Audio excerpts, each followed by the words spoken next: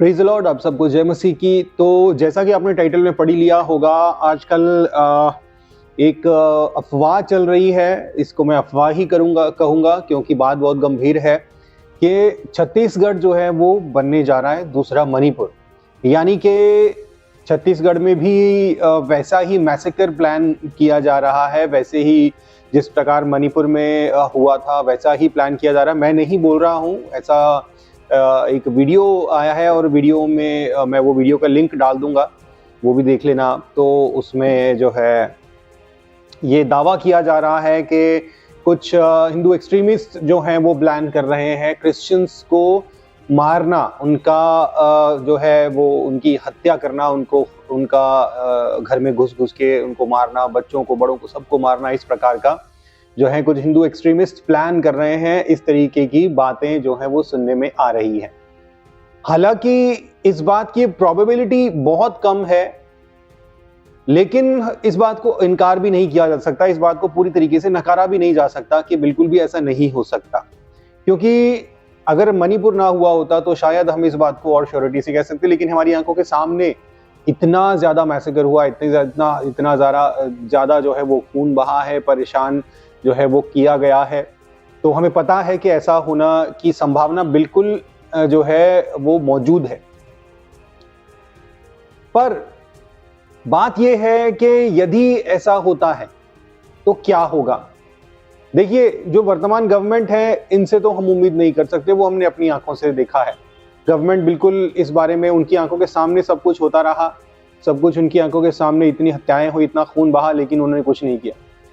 तो गवर्नमेंट से हम जो है वो इस बात की ज्यादा उम्मीद नहीं कर सकते। और देखा जाए तो बाइबल में तो ये बात पहले से लिखी ही हुई है कि जो है मसीहों को सताया जाएगा, उन्हें मारा जाएगा। और जब जो है लोग क्रिश्चियंस को मारेंगे तो ऐसा सोचेंगे कि हम ईश्वर का काम कर रहे हैं, हम कुछ अच्छा काम कर रहे हैं। तो ऐसा होने में कोई अचरज नहीं है, अचंभा भी नहीं है। पर बात यह है कि इसका सॉल्यूशन क्या है, इसका सॉल्यूशन क्या है। मैं इस वीडियो में आपको बताऊंगा इसका क्या सॉल्यूशन है। और आप यकीन मानिए, जो सॉल्यूशन मैं बताऊंगा अगर वो होता है, अमल में आता है, तो हालात बदल जाएंगे। लेकिन वीडियो शुरू करने से पहले मैं आपसे कहना चाहूंगा कि अगर आपने सब्सक्राइब नहीं किया है चैनल को, तो आप चैनल को सब्सक्राइब कर लो और हमारे एनजीओ को सपोर्ट करें। एनजीओ हमारा जो है बहुत सारे प्लान्स हैं हमारे, क्रिश्चियंस के लिए, नॉन क्रिश्चियंस के लिए, सबके लिए काम कर रहे हैं हम। एनजीओ को सपोर्ट करें, अमाउंट से कुछ फर्क नहीं पड़ता, छोटा अमाउंट भी हो डोनेट, लेकिन अगर आप मेरी बात सुन रहे हो तो मेक श्योर करें कि आप कुछ ना कुछ हमारी एनजीओ को जरूर डोनेट करेंगे। अमाउंट से कोई फर्क नहीं पड़ता, ठीक है। आप कर सकते हैं तो जरूर करें, क्योंकि जो आप डोनेट करेंगे एनजीओ को, वो लोगों की भलाई के लिए ही इस्तेमाल किया जाएगा, ठीक है। तो इसका सॉल्यूशन क्या है मैं आपको बताता हूं। सॉल्यूशन है एकजुट होना, सॉल्यूशन है इकट्ठे होना, सॉल्यूशन है एक मन होना। ये इस प्रॉब्लम का तो सॉल्यूशन है ही, इसके बाद अलावा और बहुत सारी प्रॉब्लम्स का सॉल्यूशन है। यही एक बात कि हम क्रिश्चियंस एकजुट हो जाएं। आज हो क्या रहा है, क्रिश्चियनिटी जो है वो बेशक बहुत ज्यादा प्रचार प्रसार हो रहा है, बेशक लोग बहुत तेजी से धारा की नाई, जैसा कि यशायाह की पुस्तक में लिखा है, धारा की नाई लोग परमेश्वर की ओर बहेंगे, वैसा ही हो भी रहा है। लेकिन ये धारा जो है ना, ये धारा असल में अभी धारा बनी नहीं है। जल जो पानी का, अगर हम पानी का ही यहां पर एग्जांपल ले रहे हैं, तो पानी की ताकत के सामने कोई खड़ा नहीं रह सकता, कोई भी खड़ा नहीं रह सकता। जब सुनामी आती है वो सब कुछ बहा के ले जाती है, लेकिन छोटी छोटी नालियां मिलकर कुछ नहीं बहा सकती। छोटी छोटी नालियां जो है वो बहते बहते ही लुप्त हो जाती हैं। वो छोटी छोटी नालियां मिलकर, पानी के थोड़े छोटे छोटे धारे मिलकर जब एक बड़ा प्रवाह बनाते हैं, बड़ा बहाव बनाते हैं, तब वो कुछ बदलाव ला सकता है। तब वो सब रास्ते में आने वाली सारी गंदगी, सब चीजों को बहा कर ले जाता है। अभी क्रिश्चियनिटी जो है वो एक बड़ा बहाव, एक बड़ा प्रभाव नहीं बनी है। ये छोटी छोटी नालियों के, छोटे छोटे जलधाराओं के समान जो है वो काम कर रही है, और इसका कोई अपने आप में कोई प्रभाव नहीं है। आज सेवक जो है वो एक दूसरे को देखकर जलन कर रहे हैं, एक दूसरे को छोटा दिखा रहे हैं, एक दूसरे की कमियां निकाल रहे हैं कि देखो वो गलत कर रहा है, देखो वो गलत कर रहा है। अपने आप को सही बताकर दूसरे को गलत बता रहे हैं, दूसरे के तरीके को गलत बता रहे हैं, देखो वो तरीका गलत है, उसका तरीका गलत है।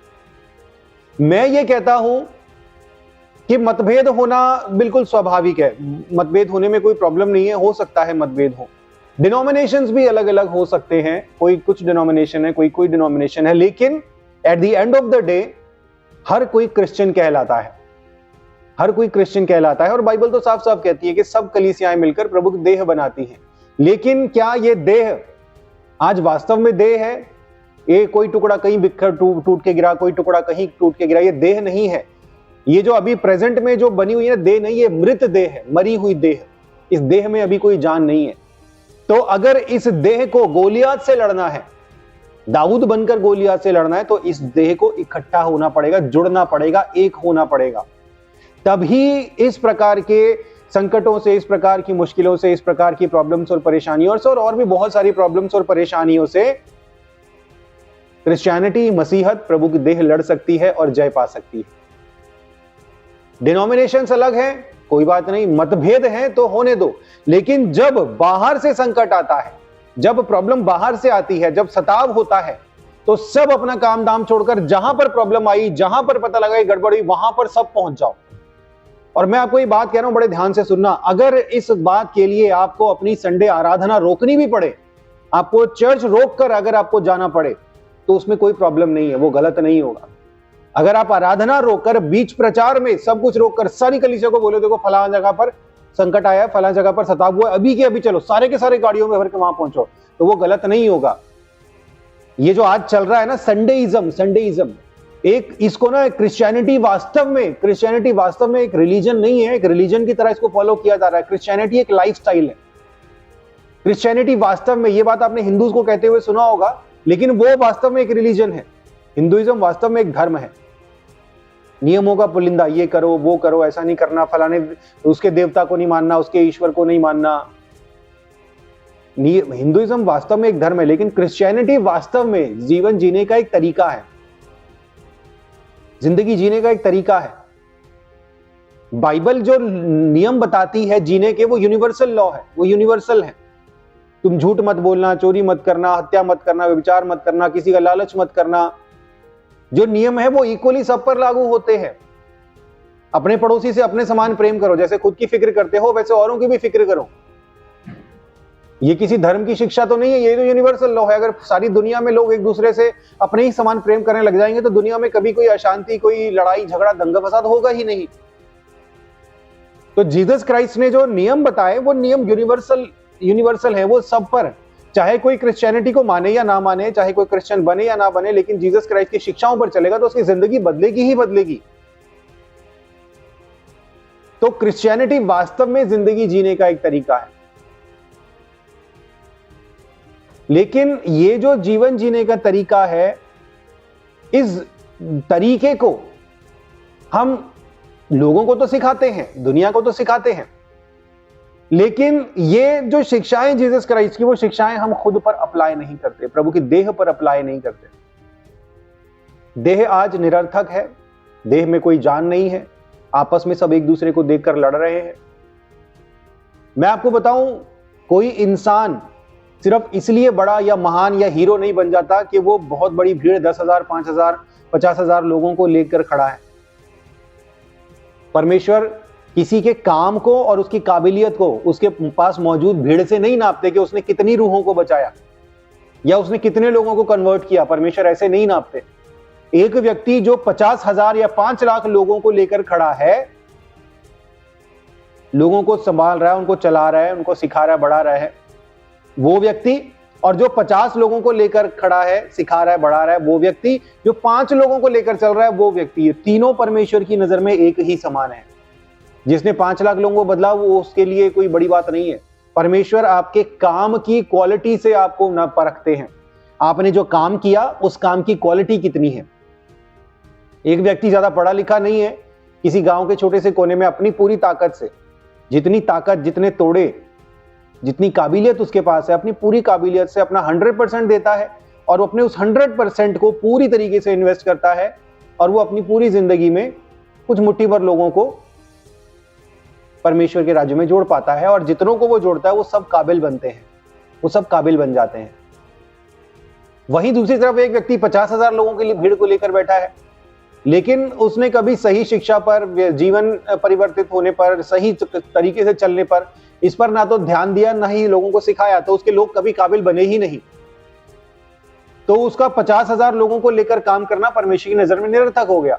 5 लोगों को लेकर उसने 5 लोगों को बदला, लेकिन वो 5 के 5 खरा सोना निकले, तो परमेश्वर की नजर में वो बड़ा, उसके लिए बड़ा प्रतिफल है। तो इसलिए हम एक दूसरे की कमियों को निकालने के बजाय, एक दूसरे का न्याय करने की बजाय कि देखो वो गलत है, वो छोटा है, वो बड़ा है, कम से कम अगर ये करना भी है तो करेक्ट करें अपने लेवल पर, लेकिन इसलिए नहीं कि अन्य जातियों को मौका मिले। देखो तुम लोग तो आपस में लड़ते रहते, तुम्हारे लोग तो, हम तो क्या बुराई करेंगे, तुम्हारे लोग तो खुद ही तुम्हारे लोगों की बुराई कर रहे हैं। क्रिश्चियनिटी आज बिखरी पड़ी है, टुकड़ों में बिखरी पड़ी है, उसका फायदा जो है वो शैतानी तत्व ले रहे हैं। शैतान प्लानिंग करके टूटे हुए टुकड़ों को और तोड़ रहा है, गलत शिक्षाएं इंजेक्ट कर रहा है।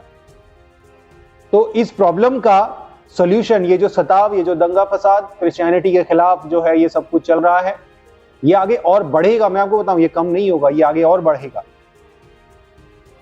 तो अगर इसका सामना करना है तो आपसी मतभेद छोड़कर, कुड़कुड़ाना छोड़कर, एक दूसरे की कमियां निकालना छोड़कर, कम से कम सताव के लिए तो एकजुट होना ही पड़ेगा। अगर आज किसी पर हमला हो रहा है, किसी जगह पर, किसी शहर में हमला हो रहा है, क्रिश्चियंस के ऊपर उनको सताव किया जा रहा है, और आप ये कहते हो कि परमेश्वर तेरा धन्यवाद कि हम सुरक्षित हैं। देखो देखो, उनके पास तो वो अभिषेक कम होगा, उनके पास ऐसे प्रार्थना करने वाले लोग नहीं होंगे, हमारे पास तो इतने अभिषेक भी ज्यादा है, हमारे पर तो कोई हमला कर ही नहीं सकता, हमारे पर तो अब लोग भी ज्यादा है, अभिषेक भी ज्यादा, और लोग इतना प्रार्थना करने वाले हैं, हम पर कोई कैसे हमला करेगा। तो इस गफलत में मत रहिए, आज उनकी बारी है, कल आपकी बारी भी आएगी। इसलिए ये सब बातें छोड़कर, आपसी मतभेद छोड़कर, कुड़कुड़ाना छोड़कर, डिनोमिनेशंस की बात छोड़कर, चाहे वो कैथलिक है, चाहे वो पेंटिकॉस्टल है, चाहे वो कोई भी डिनोमिनेशन है, अगर कहीं पर सताव हुआ है तो क्रिश्चियंस को एकजुट होना ही पड़ेगा, एकजुट होना ही पड़ेगा। और मैं समझता हूं कि परमेश्वर की भी यही इच्छा है कि सब मसीही एकजुट रहें, कम से कम बाहरी सताव के लिए तो एकजुट हो जाएं।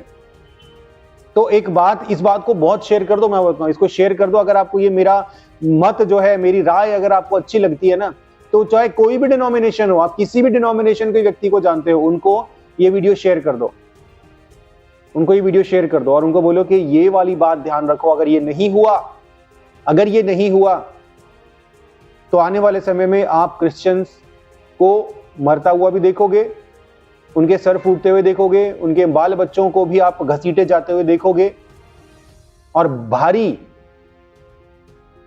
नुकसान और संकट क्रिश्चियंस के ऊपर आता हुआ देखोगे।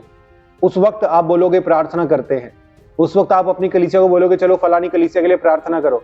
प्रार्थना करके क्या करोगे आप? वो तो नुकसान तो हो चुका है ना, जिन्होंने नुकसान झेलना था, जिनकी गर्दनें कटनी थी कट गई, जिनके बच्चों को मारा जाना था मारा गया, जिनका जान माल का नुकसान आना था वो हो गया। अब आप प्रार्थना क्यों कर रहे हो? अब आप क्या कर रहे हो? ये आप कर रहे हो। तो बहुत बार हमें प्रार्थना करने के साथ साथ एक्शन भी लेना पड़ता है। बहुत बार सिर्फ प्रार्थना से काम नहीं होता, हमें एक्शन भी लेना पड़ता है, और ये समय एक्शन लेने का है। इसलिए रूल बना लो, नोट कर लो, इस बात को समझ लो, बांध लो कि आपको, चाहे आप किसी भी जगह पर हो, किसी भी जगह पर, अगर छत्तीसगढ़ में प्रॉब्लम हुई है तो आप बैठे हो पंजाब में, तो आप एक जत्था तैयार करो, एक दल तैयार करो, लोगों को बोलो, पंजाब से, तमिलनाडु से, नेपाल से, जहां से भी, वहां से लोगों को तैयार करो, एक कॉल करो, सबको बुलाओ, जितने लोगों को आप जानते हो उन सबको बोलो कि हम जा रहे हैं वहां पर, फला फला जगह पर संकट आया है, और हम उनका साथ देने के लिए, उनके साथ खड़े होने के लिए जा रहे हैं। कौन कौन जाना चाहता है? तैयार हो जाओ। जितने लोग तैयार होते हैं वो सब इकट्ठे दल बनाकर वहां पर चले जाओ, उस जगह पर मौजूद रहो, खड़े रहो उन लोगों के साथ जिनके ऊपर संकट आया है, जिनके ऊपर सताव आया है, जिन्हें मारा गया है, उनके साथ खड़े रहो। कोई बात नहीं, हम आपके साथ खड़े हैं। बिखरे हुए बलवान को हराना आसान है, इकट्ठे एकजुट हुए निर्बलों को हराना मुश्किल है। छोटी छोटी लकड़ियां इकट्ठी हो जाती है ना, तो उसको तोड़ा नहीं जा सकता। बड़ा लकड़ा अगर लंबा है और मोटा है तो उसको तोड़ा जा सकता है, छोटी छोटी लकड़ियां ढेर लगी तो उसको तोड़ा नहीं जा सकता। ये तो बड़ा बेसिक सा नियम है, बचपन में सीखा हमने, सबको पता है ये नियम, लेकिन इस पर आप अमल नहीं करते क्योंकि हमें फुर्सत ही नहीं है एक दूसरे की कमियां निकालने से, एक दूसरे पर दोष निकालने से कि देखो वो तो बुरा है, वो तो ऐसा है, वो तो वैसा है। इसलिए मैं गुजारिश रिक्वेस्ट करता हूं सब क्रिश्चियन से, सब मसीहों से कि एक दूसरे को छोटा बड़ा दिखाने के बजाय एक होना, एकजुट होना चालू कर दो। मेरे को आज तक ये नहीं समझ में आया कि पास्टर्स ये क्यों बोलते हैं अपने लोगों के उसकी चर्च में नहीं जाना, उसकी चर्च में नहीं जाना, उसका प्रचार नहीं सुनना। आज तक मुझे ये बात समझ में नहीं आई, इसके पीछे क्या उनका लालच है, क्या उनका डर है, वजह क्या है इसके पीछे? अगर उनका डर है कि यार वहां पर गलत शिक्षा दी जाती है, तो इसका मतलब आपको अपनी शिक्षा पर भरोसा ही नहीं है कि मैंने जो फाउंडेशन रखी है, जो नींव रखी है, वो इतनी स्ट्रांग है कि उस पर बनाई हुई इमारत कभी गिर ही नहीं सकती। कोई जितना मर्जी आंधी तूफान आए, जितना मर्जी कोई गलत शिक्षा कुछ भी करे, वो कभी गिर ही नहीं सकती। मैंने जिन लोगों को सिखाया है, जितने लोगों को मैंने तैयार किया है, मैं उन्हें कहता हूं सब जगह पर जाओ, जहां से ज्ञान मिले वहां से लो। मुझे पूरा भरोसा है अगर कहीं पर गलत होगा तो आप उसको फिल्टर कर सकोगे। इसलिए मैं कहीं पर जिन लोगों को मैंने सिखाया, मैं उनको कभी कहीं जाने से रोकता नहीं। जहां जाना है वहां जाओ, डिनोमिनेशन की कोई फिक्र नहीं, कोई चिंता नहीं है। कैसी चर्च है, बेशक वो शैतान की चर्च भी है और आप वहां पर गलती से चले गए, कोई दिक्कत नहीं है। आप वहां पर जाओगे तो 2-4 को ठीक ही करके आओगे, सही ही शिक्षा सिखा के आओगे। मुझे मेरी सिखाई हुई शिक्षा पर इतना भरोसा है, तो मैं ना तो डरता हूं ना किसी की परवाह करता हूं। लोग क्यों डरते हैं उसका मुझे पता नहीं। या तो उनका लालच है, या तो उनका लालच है कि कहीं वो कहीं और चला गया और वहीं जाने लग गया तो मेरा पैसा कम हो जाएगा, मेरा देने वाला ही कम हो जाएगा। या तो लालच है या डर है कि मैंने ठीक से सिखाया ही नहीं है, कहीं उनको यहां मेरे से अच्छी शिक्षा मिल गई तो फिर वो वहीं क्यों जाएंगे। जो भी वजह है, ये सारी वजहें खत्म कर दो। एक चीज ध्यान रखो कि हमें एकजुट होना है, हमें एकजुट होना है। जिसकी जितनी बड़ी सामर्थ्य, जिसके पास जितनी ज्यादा ताकत, उसकी उतनी ही बड़ी जिम्मेदारी। अगर आपके पास पैसा है, अगर आपके पास रिसोर्सेज हैं बाकियों से ज्यादा, तो आपकी जिम्मेदारी भी बाकियों से उतनी ही ज्यादा है। किसी के पास कम रिसोर्सेज हैं तो उसकी जिम्मेदारी भी उतनी ही कम है।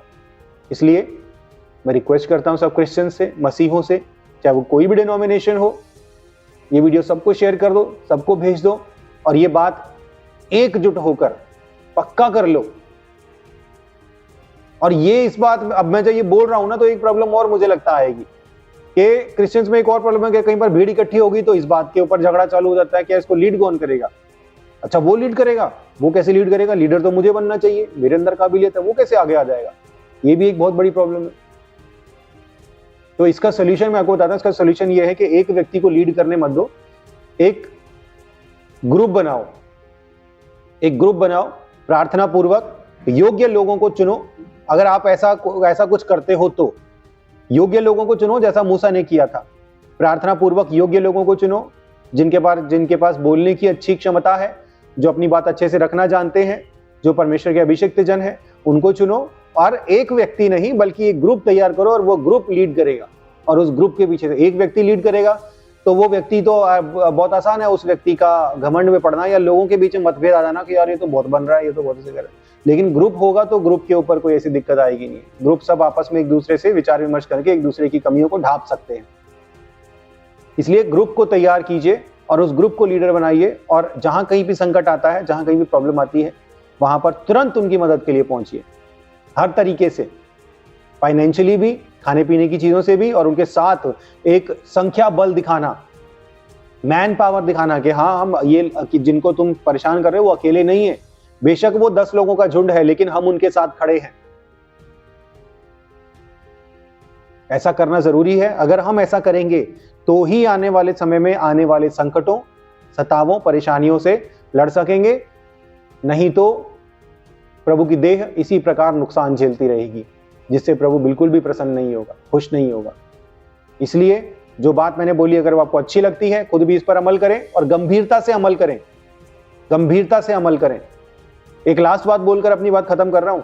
आप अगर मेरी इस बात को सुन रहे हो तो आप इस बात को अपना जुनून बना लो, जुनून के लेवल पर इस बात को अमल करने के लिए। अगर 1000 लोग मेरी इस बात को सुन रहे हैं और वो जुनून के लेवल पर इस बात के ऊपर अमल करना चालू करते हैं तो ये बात कभी ठंडी नहीं होगी। लेकिन आप सोचोगे चलो हमें क्या करना, कोई ना कोई कर ही लेगा, कोई ना कोई, बहुत सारे लोग देख रहे हैं, बहुत सारे लोग कर ही लेंगे, ऐसा नहीं सोचना है। हर एक व्यक्ति की जिम्मेदारी है। जुनून के लेवल पर इस बात को बोलो कि हमें ये बात आगे से आगे पहुंचानी है, आगे से आगे शेयर करनी है, ताकि एक जुनून एक आग बन जाए और इस आग में सारा सताव करने वाले सब शैतानी ताकतें सब जलकर राख हो जाए और मसीह की देह कलीसिया एकजुट हो जाए और इतनी स्ट्रांग ताकत बन जाए कि दुनिया की कोई ताकत इसको हिला नहीं सकती, इसको परेशान नहीं कर सकती। God bless you.